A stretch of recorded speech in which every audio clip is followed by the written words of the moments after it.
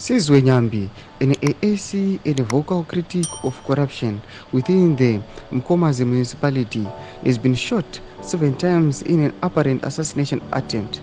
The incident follows a Facebook live session in which Nyambi threatened to expose ongoing corruption related to water management issues in the region. Zanabela mashukutiona kuti aiwa nahuye assassination muma-african leaders aiwa yakudominata patiri kuona kuti muSouth Africa vakomana ava aiwa voita zvinokora voita zvinoudza mwoyo. Sandabina masvikabira nyika kuti subscribe like turn on the bell icon timina muzimba yanyora vachiti Nyambi is garnered attention in the past for its controversial remarks regarding the political landscape in Mpumalanga, particularly his comments about unethical practices within the ANC. His recent live broadcast, which addressed alleged misconduct and the struggles residents face concerning water access, has raised serious concerns about the risks faced by whistleblowers in South Africa.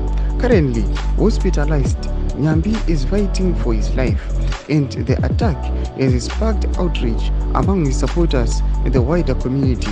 The ANC has yet to comment officially on the incident, but calls for an investigation into the shooting are mounting, with many expressing fears about the implications for political dissent and safety in the region. Domashwaruda pana patona kuti aiwa mukomana uyu upenyu hwake wapinda parisk after aita a live video, a live broadcast yaanoonekwa aiwa achithreatena kana achiexposa corruption iri kuitika nemismanagement yemaresources. Mutudze mafunguro enyu muri kudii pamusoro pechitiko ichi pana comment section mutudze mafunguro enyu, subscribe or like and turn on the bell icon.